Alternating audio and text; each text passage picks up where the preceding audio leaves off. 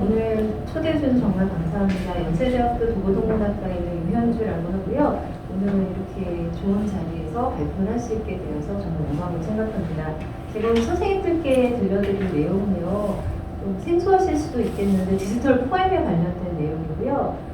디지털 포엠이 비주얼 포엠의 계승자라는 그러한 발표를 진행하도록 하겠습니다. 자, 우선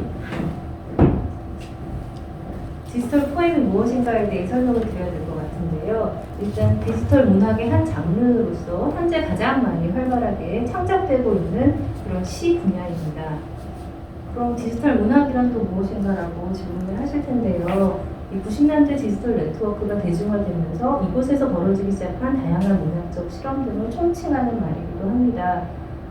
그런데 이제 그 내부적으로는 어떻게 정리를 하고 있냐면, 예를 들어 그냥 문학 작품에 실렸는데 디지털화가 된 작품과 처음부터 디지털 네트워크에서 만들어진 작품과의 차이는, 이 디지털 문학은 다시 종이로는 인쇄될 수 없는 문학이라고 정의를 하고 있습니다.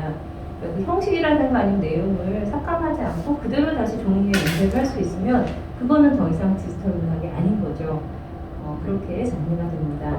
이런 디지털 문학의 주요 장르로는요, 하이퍼 픽션이 가장 먼저 나왔고요. 그리고 공동 창작 프로젝트, 디지털 포엠, 이렇게 세 가지를 가장 큰 장르로 보고 있어요. 하이퍼 픽션은 소설의 한 종류고요. 링크에 따라서 독자가 이야기의 향방을 결정할 수 있는 그런 형태로 구성되었습니다. 공동 창작 프로젝트는 네트워크에서 집단, 공동 글쓰기를 할 수 있는 것으로 된 그런 프로젝트고요. 그리고 세 번째가 바로 오늘의 주제가 되는 디지털 포엠입니다. 90년대 디지털 문학의 대표 주자는 역시 하이퍼 픽션이었는데요. 90년대 초반에 미래의 문학으로 각광을 받았었죠. 그리고 2000년대 초반에는 공동의 기억, 문화적 기억이라는 이름 아래서 공동 창작 프로젝트들이 굉장히 다양하게 진행이 됐었어요. 이러한 사실은 그 디지털 문학들은 이제 과거의 장르가 되어서 관련 전문 서적에서만 흔적을 찾아볼 수 있게 되었습니다. 이 점이 굉장히 아이러니한데요. 원래는 미래의 문학이고 책문화를 바꿀 거라고 그렇게 이야기되었던 하이퍼 픽션이 오히려 죽었고, 책문화는 살아있는 그런 현재에 우리가 살고 있게 된 거죠. 그런데 이런 것과는 달리 디지털 포엠의 위치는 조금 독특합니다. 디지털 포엠은 지금도 수많은 전시회나 미디어 페스티벌에 자주 등장하면서 지치지 않는 인기를 증명하고 있고요. 그래서 디지털 포엠을 살펴보면 어떤 것이 디지털 포엠의 생명력의 근원이 되었는가?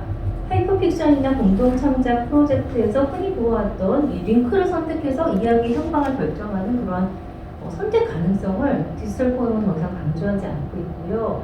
오히려 새로운 미디어로 구현할 수 있는 가장 현재적인 이야기를 보여주는데 집중하고 있습니다. 이런 점에서 사실은 우리가 예술사에 나타난 다양한 예술적 실험과 연계할 수 있는 부분들이 있는데요. 굉장히 아방가르드한 전위적인 그런 실험을 새로운 미디어에서 하고 있다라고 정리를 할 수 있겠습니다. 디지털 포엠이 점차 각광을 받는 이유는요, 일단 첫 번째로는 지금의 수용자 세대에 있어서 이 전자 모니터 위에서 산문보다는 온문이 더 수용하기 용이하다는 사실이 일단 주요하고요. 선생님들도 역시 그 전자 모니터 위에서 긴 글을 읽기는 싫으시죠. 짧은 글이 훨씬 더 수용되기 편리하고요. 그리고 디지털 포엠이 문학으로 분류되고 있긴 하지만 아직까지는 표현 방식과 수용 방식에 있어서 점점 더 상위 개념이 미디어 아트에 수렴되어 가고 있다는 사실도 언급해야 될 것 같습니다. 그래서 사실은 어떤 문학 페스티벌보다는 미술관, 전람회 이런 데서 함께 상영되는 경우가 더 많이 있습니다. 그렇지만 오늘 제가 드리고 싶은 말씀은 이러한 형식상의 이유들 외에도 예술사 내 전통에서만 이해될 수 있는 또 다른 원인을 찾아볼 수 있다는 것이고요. 바로 그것이 오늘 강연의 주제가 되어줄 것이라고 생각합니다. 그래서 여러분들에게 소개해드리고 싶은 것은 바로 디지털 포엠의 미학적 전략이고요. 디지털 포엠은요, 처음부터 하이퍼픽션이나 공동창작 프로젝트와는 완전히 다른 미학적 전략을 선택했습니다. 어떤 것이냐면, 이 처음에 등장했던 굉장히 신기한 형태의 문학들이 모두 전통 미학과의 단절을 선언했어요. 그러니까 지금까지와는 전혀 다른 문학을 보여주겠다라는 식으로 새로운 미학을 약속을 했는데, 디지털 포엠은 처음부터 그것이 아니라 다양한 문학적 실험과 연계하겠다 라고 주장을 하면서 이 두 가지의 차이가 분명하게 드러나고 있습니다.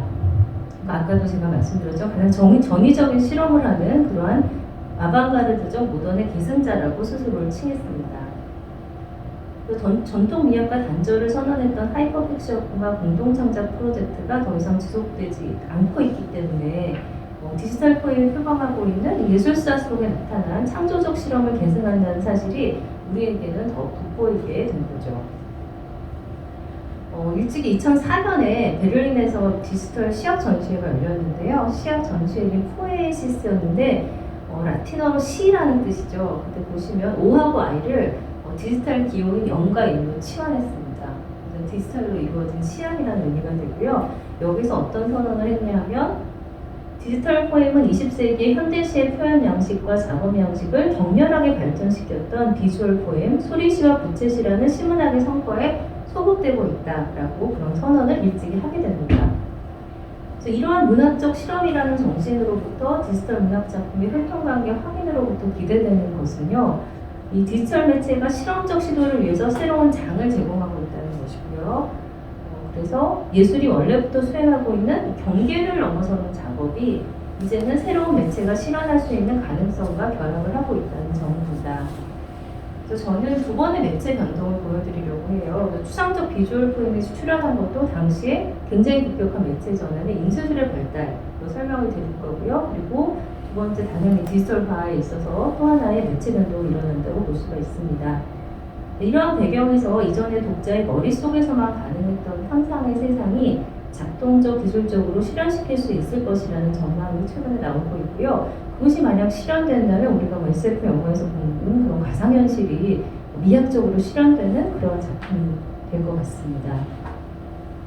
그렇지만 새로운 테크놀로지의 힘을 입은 미학적 확장이라는 긍정적인 시각을 기꺼이 받아들이기 위해서는요, 사실은 그 유사성만 아니라 그 차이점, 불연속적인 면을 먼저 관찰을 해야 되는데요. 그냥 아방가르드 모던의 계승자라고 이야기하기에는 아날로그와 디지털 간의 매체적 조건의 차이가 너무 큽니다. 이 매끈한 연계성보다는 매체 조건 차이에서 오는 균열을 먼저 파악하는 일이 요구가 되고요. 그리고 또 이것이 그 디지털 문학 초반부에 너무 낙관적인 전망을 했기 때문에 사실 90년대 하이퍼픽션의 실패에 그런 것을 딛고 디지털 폰이 앞으로 계속 발전할 수 있는 그러한 전망을 주기 위해서도 이러한 고찰은 꼭 필요하다고 할 수 있겠습니다. 그 매체성의 발견이라는 성과로 발달할 수 있었던 추상적 비주얼 폰과 부채시는요, 이제 조금 이따가 자세히 설명을 드릴 텐데요.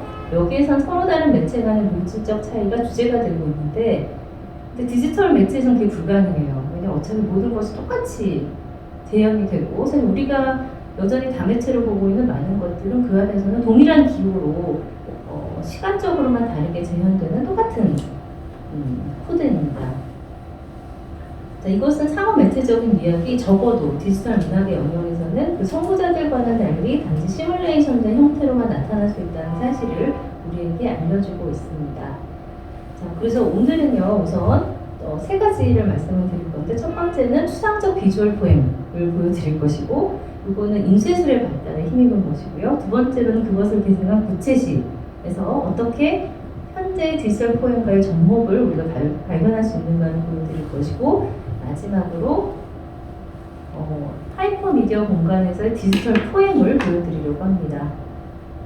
이렇게 세 가지로 진행이 되겠습니다. 1번 비주얼 포엠 매체성의 발견, 2번 부채시에 나타난 매체의 물질성, 3번 디지털 포엠 가상의 물질성, 세 가지로 진행이 돼서 첫 번째는 비주얼 포엠을 보여드릴 것이고 19세기 후반부에, 두 번째는 1950년대에서 60년대까지 진행된 부채시, 그리고 세 번째는 디지털 포엠, 90년대 이후에 등장한 새로운 문학적 실험 등을 보여드리려고 합니다. 우선 비주얼 포엠부터 시작하겠습니다. 다매체성이 강조된 하이퍼미디어 공간에서 새롭게 주목을 받고 있는 게 바로 디지털 포엠인데요. 근데 보자면 디지털 포엠이 처음으로 다매체적인 시를 보여준 것이 아니라 텍스트와 이미지 간의 어떤 근장 관계는 역사 속에서 비주얼 포엠이 이미 수행한 바 있습니다. 그러니까 비주얼 포엠이라 함은 문자의 탄생 시기부터 존재를 했는데요. 문자 자체의 미적인 형태를 강조하거나 아니면 문자를 특정 이미지를 떠올리도록 배열하는 것이 그 시작이었고요. 역사 속에서 살펴보자면 벌써 기원전 1700년경에 크레타에서 발견된 하이스토스 원반이 문자를 선형적으로 수평적으로 배치한 것이 아니라 소용돌이 모양으로 배치함으로써 이 독자의 시선을 다르게 끌고 있습니다. 그리고 또 동양에는 저 아무나 가지고 갔는데 서예라는 전통이 있죠. 글씨의 미학적 형태의 아름다움을 강조한 그런 것들이고요. 서양에서도 마찬가지로 칼리그라피라고 해서 마찬가지로 글 쓰는 그러한 예술이 따로 미학이 존재를 합니다. 그리고 글자를 이미지처럼 배열을 해서 하나의 이미지를 만드는 그러한 것들은 동서양 어디에서나 존재해온 예술적 전통이라고 생각을 합니다. 이것이 이제 아까 제가 말씀드린 시로 가자면요. 그리스 로마 시대부터 시작된 다양한 형상시, 피고랭 게디히트라고 하는데요. 이 형상시에서 그 근원을 찾아볼 수가 있습니다. 어떤 거냐 하면요. 제가 이미지를 좀 가지고 왔는데 이런 것들이 이제 고대의 형상시입니다. 보시다시피 종교적인 그런 성격이 강하고요. 십자 모양의 십자시, 그리고 제단 모양의 제단시가 중심을 이루고 있습니다. 그리고 또 역시 크레타 섬의 도시아다스라는 그 시인이고요. 제단의 모양으로 시를 쓴 것을 볼 수가 있습니다. 마찬가지로 중세 때도 이런 제단시의 전통이 계속이 되었고요. 십자시도 이외 문자 굉장히 활발하게 진행이 됐습니다. 사실은 십자시의 현재적 영향력을 보면 이건 1950년대, 60년대에 나온 부채신데 역시 예전에 십자시의 모습을 그대로 가지고 있음을 볼 수가 있습니다. 이것도 이미지와 문자를 결합시킨 것이고요. 자, 그리고 미로시도 좀 보여드리면 미로시는 생각하시는 그대로 미로의 모양을 가지고 있는 미로시입니다. 중세에 유행을 했고요. 마찬가지로 1600년경의 미로시의 형태입니다. 이거 말고도 사물의 형태를 본다는 윤곽시도 굉장히 활발하게 창작이 됐습니다. 요거는 유명한 시인데요. 교황의 모자와 성물이라는 그런 느낌의 작품이고요. 이건 윤곽을 통해서 이미지를 뚜렷하게 볼 수가 있는데 하나의 시로 구성되어 있습니다. 이런 윤곽시의 현대적 영향력을 보면요. 사실은 이거는 19세기 후반의 아폴리네르의 칼리그라인데요. 보면은 이전에 그 윤곽시의 전통을 그대로 따르고 있음을 살펴볼 수가 있습니다. 현대에 들어와서 하지만 미학적으로 굉장히 많은 주목을 받았고요. 저희 논의에서는 굉장히 중요한 역할을 하게 되는 것은 이제 부채시인데요. 근데 부채시를 말씀드리기 전에 이제 부채시 아주 직접적인 연관성이 있는 19세기 후반의 추상적 비주얼 포엠을 먼저 말씀을 드리려고 합니다. 20세기 초반에 아방가르드 예술과 다다이즘, 큐비즘, 미래주의, 구성주의와 같은 미술사주와 밀접한 연관이 있고요. 19세기 말에 인수예술의 급속한 발달을 배경으로 하고 타자기의 보급이라는 첫 번째 물체 혁명을 배경으로 문자의 새로운 형식을 실험했던 말바르메 그리고 아폴리네르, 아르노 훌치의 작품들이 바로 부채시의 직접적인 선구자들이라고 할 수 있겠습니다. 그래서 이전에 여러분 보셨던 윤곽시라든가 미로시, 제단시 이런 것들 형상시와 이 추상적 비주얼 포엠을 구분하는 가장 큰 특징은요.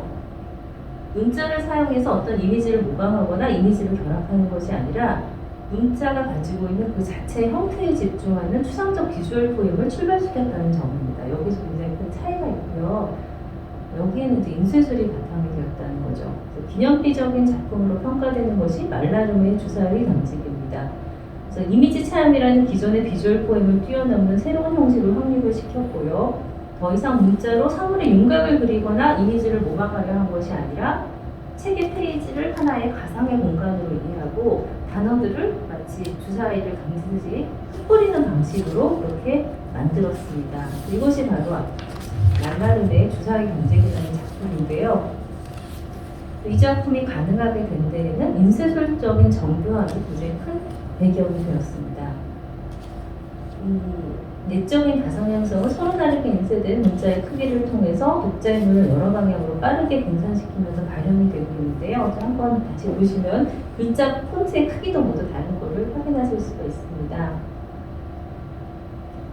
시적 언어의 비주얼한 해방이라고 불리고 있는 이 주사위 던지기는 최초의 추상적 비주얼 포엠으로 현재 불리고 있습니다. 근데 이것이 가능하게 된 것은 앞서 말씀드렸다시피 흩뿌려진 문자의 인쇄술적인 정교한 덕분이고요. 이 시기가 언제냐 하면 바로 최초의 기계적 문서 편집기인 타자기가 보급되던 시기였다고 할 수 있습니다. 이 하이데거가 바로 타자기가 모던을 만들어낸다고 말을 했는데요. 그렇게 평가한 대로 모던을 탄생시킨 원동력 중에 하나로 타자기를 지목하는 학자들이 굉장히 많이 있습니다. 기계적 문서 편집기의 등장은 문자 매체를 활용한 그러한 문학 창작의 방식도 이와 함께 변하고 있다는 것을 의미했는데요. 이것을 가장 빠르게 지목했던 사람 중에 한 명이 발터 베냐민입니다. 독일의 미학자인 발터 베냐민은 직접 손으로 쓴 글씨로부터 기계를 사용한 인쇄처로 넘어가는 이 행기에 대해서 다음과 같이 진단을 하고 있습니다. 이건 베냐민의 그래서 이름을 가지고 왔는데요. 타자기는 문학가의 손에서 처음으로 깃털펜을 빼앗아가 버렸는데 그것은 이제 인쇄술적인 형태의 정확함이 직접적으로 그가 쓰고 있는 책의 구상안에 해당한다는 것을 의미한다. 추측컨대 다양한 글자 형태를 가진 새로운 시스템이 필요하게 될 것이다 라고 정확히 현재를 당시에 예측을 하고 있습니다.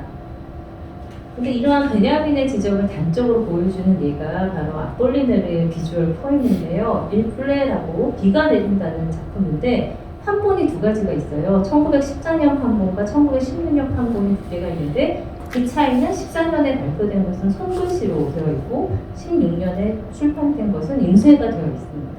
두 가지의 차이를 말씀을 드리면 둘 다 5줄의 빗줄기를 연상시키고 있는데요. 1916년에 다시 인쇄되어 출판된 시가 현재 정식 판본으로 인정되고 있습니다.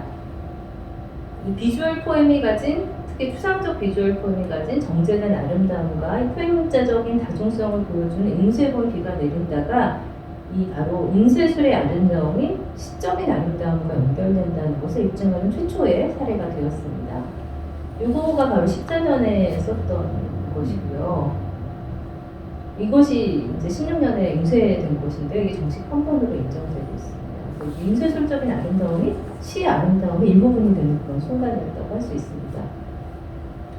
그래서 문자를 더 이상 그 안에 의미를 담고 전달하는 투명한 매개체로서가 아니라 형식으로서 재발견하고 여기에 관심을 두는 이런 새로운 시적 형상화 시도는 이후 아방가르드와 부채시라는 20세기 초반 예술사적 모던의 특징을 짓게 됩니다.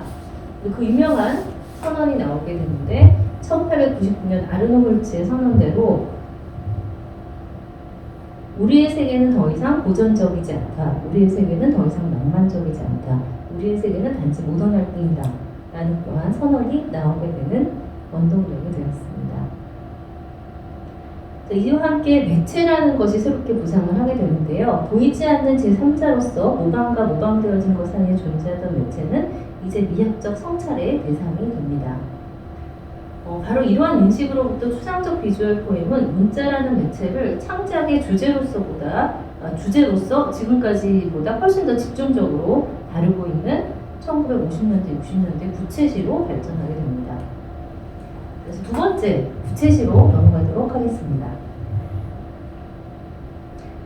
부채시는요, 텍스트와 이미지라는 서로 다른 매체를 고대의 형태시처럼 단순히 결합시키는 데 그 목표를 두지 않고요. 1954년에 나온 오이겐 국민어 스위스 시인인데요. 오이겐 국민어의 부채시 선언 윤문으로부터 배열로 새로운 시문학의 목표와 형식 이것을 찾아보시면요. 부채시의 미학적 목표가 분명히 나와 있습니다. 그러니까 시문학 안에서 단어라는 요소를 재발견하겠다는 것이 바로 부채시의 목표인데요.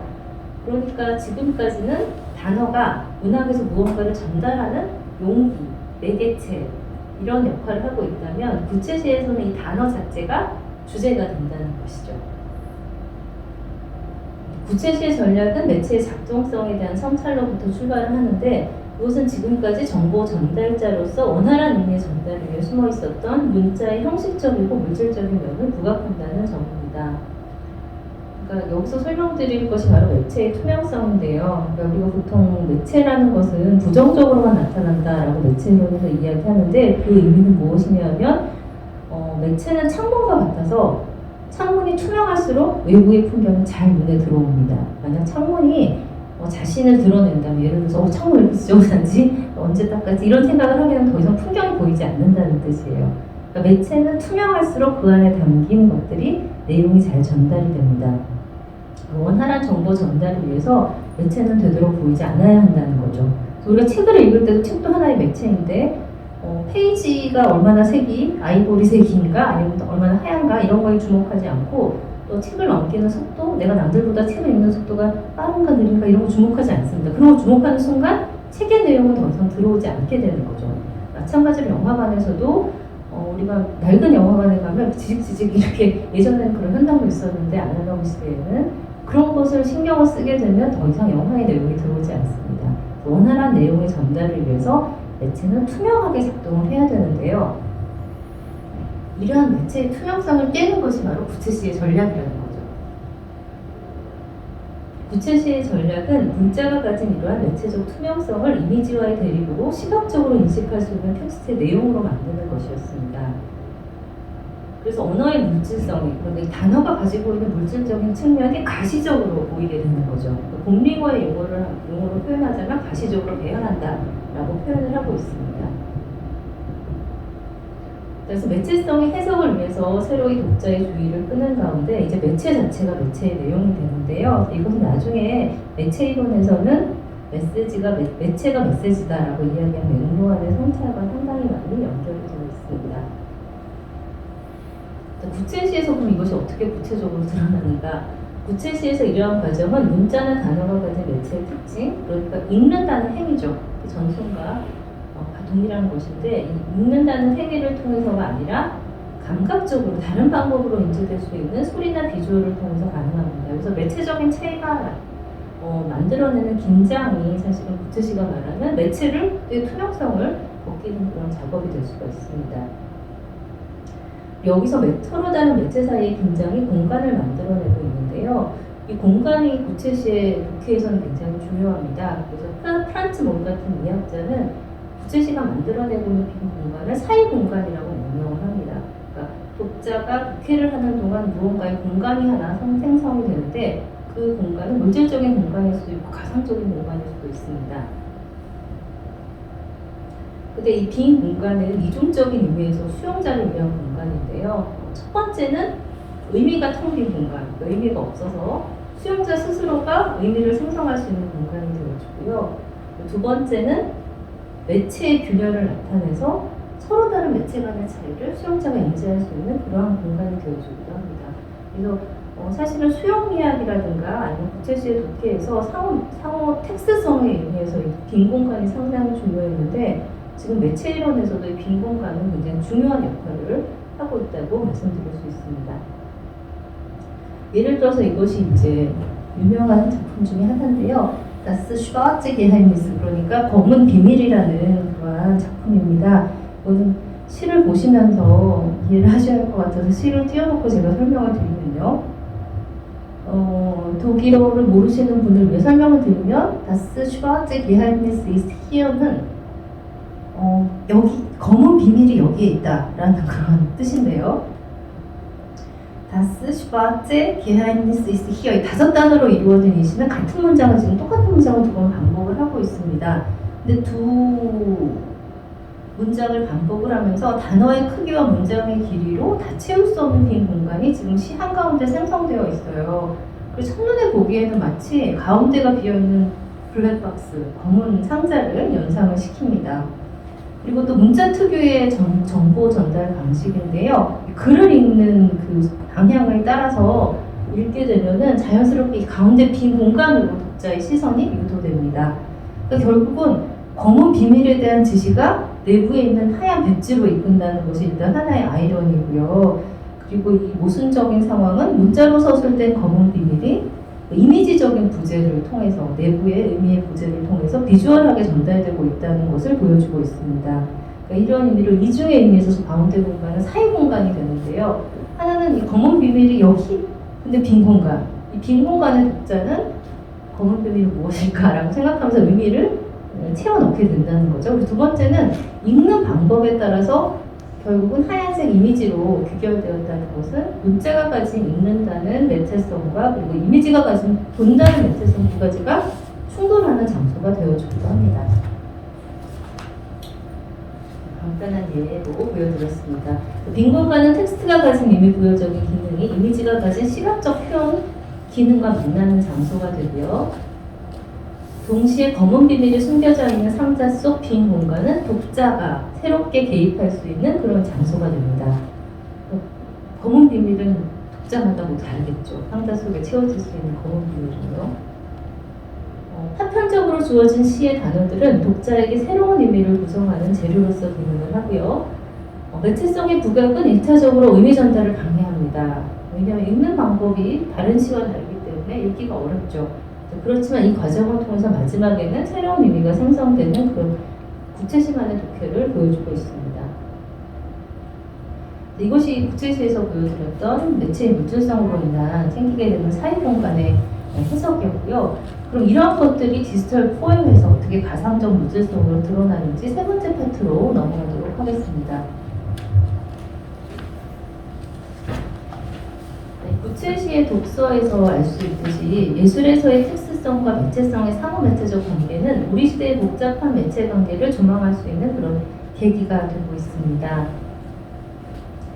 지금 디지털 포엠의 종류는 굉장히 많은데요. 서큐트 포엠, 멀티미디어 포엠, 그리고 키네마틱 포엠으로 다양하게 분화되면서 디지털 문학의 장르 중에서 가장 많이 생산되고 수용되고 있다고 할 수 있는데요. 아무튼 처음에 소개해드린 대로 바로 디지털 포엠은 스스로를 구체시의 계승자라고 이야기를 하고 있는데, 사실 유럽권에서만 보자면은 이러한 말이 사실인 것이 구체시에서 활발하게 활동하던 시 그룹에서 역시 마찬가지로 디지털 포엠을 활발하게 생산을 하고 있습니다. 그리고 실제로는 매체적 차이에 근거한 상호 매체성은요, 구체시에서는 정말 아날로그적으로 매체의 차이를 드러내는데, 이게 디지털 매체에서는 사실은 불가능하기 때문에 하이퍼미디어 공간에서는 이것을 가상적인 매체 간의 차이로 시뮬레이션을 해야 합니다. 매체의 물질성이 디지털화를 겪으면서 매체적인 차이들은 이제 디지털 컨버팅을 통해서 모두 매끈한 표면으로 흡수되기 때문인데요. 독자는 여전히 하이퍼미디어적인 작품을 종이 인쇄문화와 마찬가지로 다매체적인 것으로 인지하고 수용하지만 사실은 이들이 표현하는 서로 다른 매체성은 동일한 컴퓨터 코드가 다양한 조합으로 만들어내는 시간적으로 유지되는 현상일 뿐입니다. 사실은 우리가 그렇게 인식하는 것에 물질적인 차이는 없는 거죠. 그래서 이러한 매끈하고 동일한 표면에서 역시 사이 공간, 그 사이에 대한 매체적인 통찰을 하기 위해서는 전략적이고 가상적으로 이러한 경계가 눈에 보이는 것으로, 그러니까 작가가 그렇게 만들어내야 된다는 거죠. 혹은 귀에 들리는 것으로 이 표현을 넣는 거는 몇몇의 디지털 포엠은 아예 문자가 등장을 하지 않습니다. 청각적인 그런 포엠이기 때문에 눈에 보이는 것으로 혹은 귀에 들리는 것으로 표현되어야 합니다. 성공적인 경우에 있어서는 디지털 예술 작품 속에서도 의미론적인 부분, 텍스트성이라고 우리가 부를 수 있는 부분이고요. 또한 이러한 의미를 전달하는 기술적인 측면, 매체성인데 그냥 매체성은 아니고 시뮬레이션된 매체성입니다. 이것이 서로 간접하는 현상을 관찰을 할 수가 있습니다. 그래서 오스트리아의 네다트 그룹 차이트 게너센의 시청각적인 디지털 포엠을 소개해드리려고 하는데요. 야투라는 작품이고 2001년도 이것도 굉장히 디지털 포엠에서는 고전적인 작품이라고 할 수가 있습니다. 이 첫 번째 페이지를 보면 이것이 시인가? 라고 별로 시와의 연관성을 느낄 수 없는 그런 작품이 나오는데요. 문자의 부재를 통해서 구체시에서 익숙한 인지 방식을 다시 한 번 더 낯설게 만드는 그러한 방식을 택하고 있습니다. 이 시는 서로 다른 매체성을 시뮬레이션하면서 수용 과정에 영향을 미치고 이를 통해 순간적인 매체 성찰적인 계기를 이끌어내는 데 주력을 하고 있습니다. 플래시 프로그램으로 만든 그런 시인데요. 텍스트 없이 이미지와 소리만 구성되어 있고요. 첫 번째 페이지에서 독자는 어두운 공간에서 혼자 빛을 발하는 5개의 모서리를 가진 별 모양의 도형을 보게 되는데, 사실 이 장면에서 시문학과의 연관성은 쉽게 감지되지 않습니다. 마우스로 이 별을 접촉한 후에야 시적인 배열이 펼쳐지는데요. 별 모양의 각 모서리는 서로 다른 색으로 2개로 나누어져 있고요. 이들은 다시 여성의 목소리와 남성의 목소리를 나오게 하는 링크로 기능합니다. 그러니까 이 독자가 마우스로 이 별을 이렇게 탐험하는 동안 별은 이렇게 만화경처럼 부서지게 되는데요. 그러면서 동시에 남성과 여성의 목소리로 love, you, so much, I will 같은 파편적인 단어가 흘러나오게 됩니다. 여러 번의 시도 끝에 독자는 이 파편화된 단어들로부터 하나의 몇 가지 의미 있는 문장을 구성을 할 수가 있게 되는데요. 이러한 방식으로 독자는 시가 제공하는 청각적인 재료들로 텍스트를 스스로 구성하며 그래픽의 움직임과 남녀의 목소리의 상호작용은 이미지와 소리라는 굉장히 다른 서로 다른 매체 간의 유희를 한층 더 부각을 시키고 있습니다. 말하자면 이 야투라는 작품은 이미지와 소리의 즐거운 수렴을 시뮬레이션 하면서 그냥 사실은 매체 간의 차이가 없으니까요. 동시에 독자가 직접 이미지를 구성하는 과정으로서의 독서를 이 마우스로 로고라는 테크놀로지로 실제적으로 구현을 해주고 있습니다. 요거는 제가 선생님들께 보여드리고 싶은데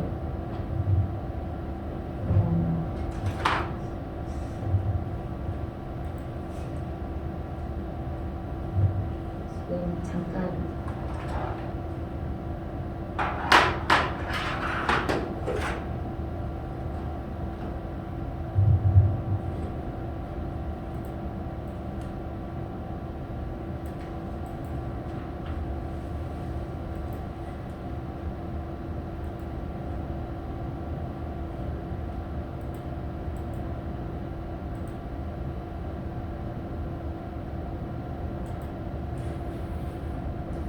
시작.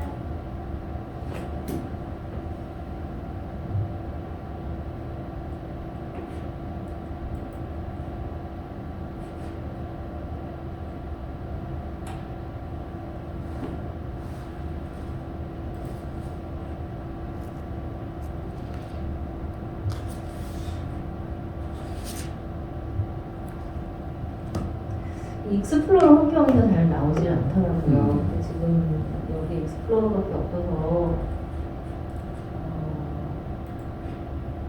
안 보여지는 것 같네요. 링크가 있으니까 한번 관심이 있으신 분은 링크에 들어서 한번 해보시기 바랍니다. 다시 한번 부연 설명을 드리자면 첫 번째 페이지에서는 이렇게 별 모양이 나오는데요. 이게 마우스로 별을 건드리면은 단어가 나와요. 그 단어를 조합해서 시를 수령하는 형식입니다. 시청각적인 형태의 시인 거죠. 이렇게 만화경처럼 붙어지게 됩니다. 그래서 이 시에 있어서 더 흥미로운 점은요. 사실 아까 제가 시뮬레이션된 매체 간의 수렴이라고 했는데요. 보이고 들리는 매체의 시뮬레이션이 아닌 보이지 않게 연출된 매체 간의 이산입니다. 독자는 이 시에서 읽을 수 없는 단어들을 파편적으로 들을 수가 있는 거죠. 읽을 수 없는 걸 들을 수 있다는 점에서 느끼는 이산, 차이가 등장을 하게 되고요. 이렇게 서로 다른 매체에서의 표현 방식과 재현 방식의 차이는 링크되어 있는 이미지 공간에서 의미 전달자로서의 문자 없는 목소리의 삽입을 통해서 나타나게 됩니다. 여기서 매체 간 차이가 드러나게 되는 거죠. 그래서 부채시에 있어서 의미를 전달하는 매개체인 문자와 문자의 비주얼적인 등장이 중심 테마였다면 아까 곰링어가 이야기하는 듯이 우리는 단어를 재발견하고자 한다라고 했는데 여기서는 그걸 한 번 더 뒤집어서요. 청각으로만 의미를 파악할 수 있는 야투에서는 어느새 익숙해진 부채시의 문법을 다시 한번 파괴하는 그런 미학적 전략을 사용하고 있다고 할 수가 있습니다. 이것은 단지 소리라는 매체가 디지털 시대에서 예전과 달리 부상하고 있다는 것을 나타내고 있는 것뿐만이 아니라 시에 있어서 문자라는 주도 매체의 의도적인 빈자리를 드러내므로 해서 굉장히 추상적으로 이 공간을 매체적인 사이 공간으로 전환시키고 있다는 거죠. 우리에게 많은 질문을 주게 됩니다. 문자가 없는 시가 가능한가? 혹은 문자가 시에 있어서 어떤 의미인가? 문학이란 무엇인가? 이런 것까지 질문이 확장될 수가 있습니다. 이곳에서도 문자는 그의 부제를 통해서 중심 주제가 되고 있음을 발견할 수가 있습니다. 이런 의미에서 부채시의 미학적 전략을 비틀면서도 부채시의 후계자라는 그러한 판단을, 관찰을 할 수 있는 거죠. 또 하나는 굉장히 약간 유희적으로 구성되어 있는 건데요. 되를 위한 벌레 사과파이라는 작품을 보여드리고자 합니다. 97년에 나온 굉장히 소품이고요. 요거를 보면은 영화와 같은 영적적 기법을 이용해서 매체 사이의 빈 공간을 가상적으로 채우는 과정을 재현을 하고 있습니다. 제가 아까 초반에 설명을 드렸는데 유럽어권에서는 이 부채시 그룹이 지금 디지털 포엠을 창작하는 그룹으로 전환이 되고 있어요. 그래서 그 연계성을 더 뚜렷하게 발견할 수가 있는데 그 그룹이 바로 슈투트가르트 그룹입니다. 슈투트가르트 슈투트가르트 지역을 중심으로 한 시인들의 그룹인데요. 여기에 속해 있는 사람이 이제 라인하르트 됴이라는 부채시의 거장님인데 이 사람의 제자로서 요하네스 아우어가 라인하르트 됴이 1965년에 발표한 시를 오마주하여서 디지털 포엠으로 전환을 시켰습니다. 일단 라인하르트 됴의 작품을 먼저 보여드릴게요. 아펠, 사과라는 작품인데요. 이게 1965년에 라인하르트 됴의 사과라는 작품입니다. 그러니까 작품의 제목이 사과이고 그리고 이미지를 그렇게 뜯어 붙였기 때문에 사실 윤곽시는 아닌데요. 사과의 모양으로 시를 쓴 것이 아닌데 오히려 오려서 붙인 것 같은 그런 느낌이죠. 네, 제목이 그렇기 때문에 우리는 일단 사과를 연상을 하게 됩니다. 문자로만 이루어져 있는데 사과라는 이미지가 그려지죠. 혹시 눈썰미 있으신 분은 찾으셨을지도 모르겠는데 혹시 아펠이라는 단어 말고 다른 단어 혹시 찾으신 게 있으십니까? WURM. 네, 너무 잘 찾으셨어요. 굉장히 좋으시네. 구엄이라는 단어가 숨어 있는데 독일어로 벌레라는 뜻입니다. 그러니까 우리에게는 사과 속 둥그런 사과 속에 벌레가 숨어 있는 듯한 이미지를 갖게 되는 그런 작품이죠. 이것도 굉장히 스마트하게 기획된 부채시라고 할 수가 있는데 문자가 가진 것과 그림이 가진 이미지가 혼합해서 새로운 제3의 이미지를 제3의 의미를 창출하는 식으로 설계가 되었습니다. 이거를 이제 디지털 시대에는 어떻게 바꿨는가? 요하네스 아우어라는 제자가 1997년에 됴을 위한 사과파이라는 작품인데요.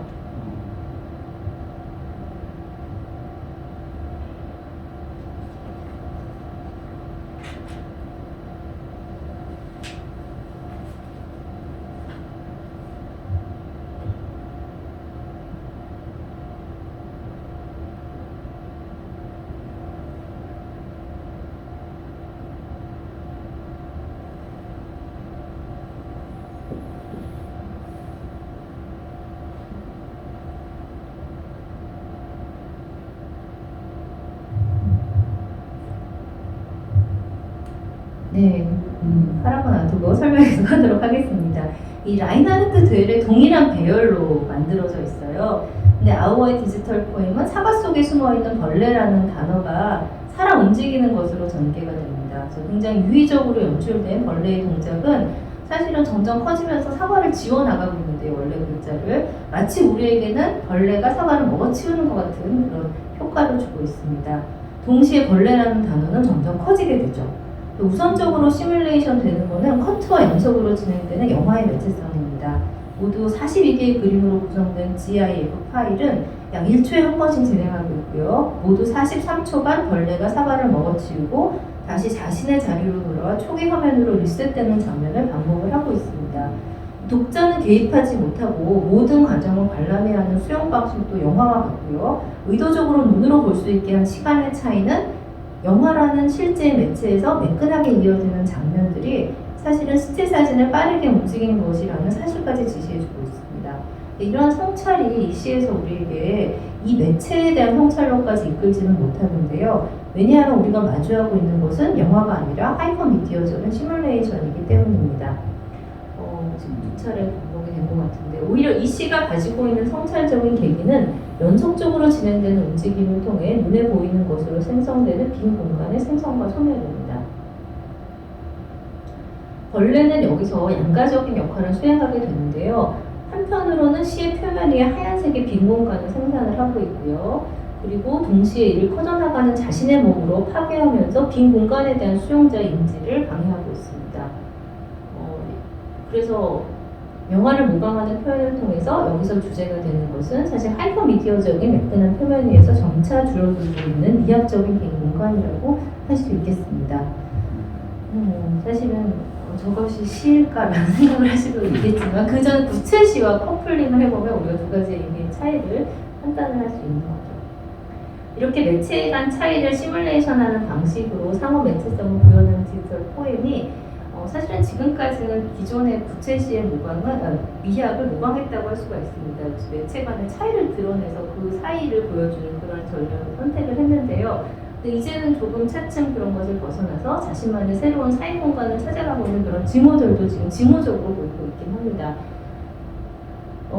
예를 들어 이제 이러한 시도들은 이러한 것들인데요. 뭐 가상현실이라든가 또 증강현실 지금 요즘 나오고 있는 그러니까 MR 같은 것들, 그 미디어 매핑 굉장히 화려하고 스펙타클하게 진행되는 것들이고 홀로그램 쇼와 결합해서 보다 극적인 체험을 가능하게 하는 예술적 실험들입니다. 내가 서두에 소개해드렸다시피 어떤 그러한 머릿속에만 상상되던 그런 상상적인 공간은 정말 작동적으로 펼쳐 보이는 그런 것도 점차 가능하게 되고 있습니다. 앞으로는 더 그런 것들이 많아지겠죠. 여기서 우리는 사실 고민이 좀 되긴 하는데 왜냐하면 이때의 표제어는 잡종화, 하이브리드화입니다. 이질적인 곳의 결합을 통해서 디지털 공간이 새로운 실험장으로서 다시 시작된 미학적 논쟁의 장소로 기능할 수 있는 가능성이 있는데 이거는 굉장히 긍정적인 것이고요. 예술사 속에서도 항상 그러한 역할을 예술과 문학이 해왔죠. 예를 들면 이건 장영의 중공업의 작품인데요.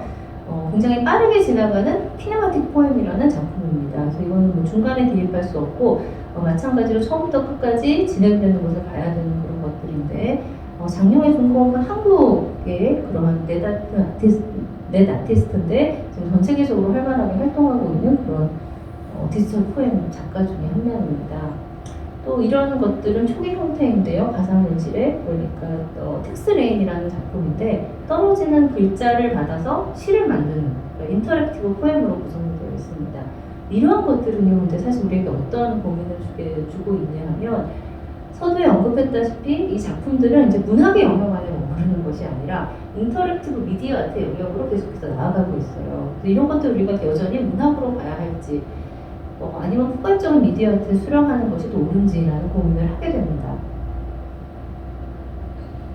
자, 그렇지만 문자를 재료로 한 다양한 예술적 하이브리드화는요, 디지털 미디어가 지금보다 더 보편화되고 일상이 되는 시기에 왜냐하면 테크놀로지의 발전은 멈추지 않기 때문에 오늘의 테크놀로지보다 내일의 테크놀로지는 더 발전할 것이라는 걸 우리는 확신을 할 수가 있습니다. 미래의 문학으로 어떻게 존재를 해야 될 것인가 이런 테크놀로지와 물론 모든 문학이나 테크놀로지와 함께 나갈 필요는 없을 것 같아요. 책 문화는 여전히 건재하고 90년대에 생각하는 것처럼 책은 죽지 않았습니다. 매체학자들도 책만큼 정보의 저장에 인류에게 있어서 더 적합한 그런 저장 매체는 찾기는 어려울 것이라고 이야기할 정도거든요. 그러니까 미래의 문학은 언제까지나 책과 존재할 것인데 그 많은 부분 우리의 일상이 디지털화와 함께 바뀌어 나가고 있기 때문에 미래의 문학은 어떤 방식으로든 자신의 모습을 디지털 안에서도 찾아나가야 할 것은 분명합니다. 여기에서 중요한 거는요, 수용자가 아까 말씀드린 것처럼 가상에 몰입하지 않고 서로 다른 매체 간 차이를 인지하는 것이 굉장히 중요합니다. 그러니까 자신이 수용하고 있는 예술 작품에 대한 성찰이 가능해야 된다는 것이 사실 미학적인 가장 큰 특징이고요. 그리고 이러한 성찰의 역할은 사실은 문학 작품이 예술사 속에서 언제나 수행해 왔던 것이기도 합니다. 구칠시의 독해도 그러하였고 또 추상적 비주얼 포엠이나 이전의 예술사 속의 실험적인 그런 시도들은 사실은 모두 이런 수용자의 성찰을 이끌어내는데 그 주력을 해왔기 때문이죠. 이러한 의미에서도 새로운 매체에서의 문학적 실험도 아마 계속되어야 할 것이라고 생각을 합니다. 긴 시간 들어주셔서 감사합니다. 그 영상과 디지털 포엠의 차이는 디지털 포엠은 컴퓨터 안에서 그러니까 재현된다는 것인가요? 그러니까 영상은 아니 문학과 디지털화된 문학 예를 들어 저도 이렇게 종이로도 인쇄될 수 있고 그것을 다시 디지털로도 만들 수가 있는데 이거는 사실 디지털 문학은 아니죠. 왜냐하면 다시 인쇄될 수가 있으니까요. 근데 만약에 아까 야투 같은 작품이라든가 되를 위한 사과 파일 같은 것은 인쇄할 수가 없습니다. 이 컴퓨터 안에서만 볼 수가 있죠. 이런 것들을 디지털 문학이라고 이야기할 수가 있습니다. 인쇄할 수 없는. 네. 근데 사실상 그 야투 같은 것은 보면 뭐 그런 의미가 있는데 그 뭐죠? 장영의 중공업. 네? 중공업. 네. 보셨어요? 장영 중공업? 네, 전 지난번에 그 갤러리 현대에서도 뭐 현대 미술 거기도 봤고 직접 저쪽 그 찾아가서도 봤는데 이제 그러니까 소리와 문자만 있는 거 아니에요? 그렇죠. 소리와 문자. 근데 제 생각은 거기에 음악도 좀 넣었으면. 음악 있어요.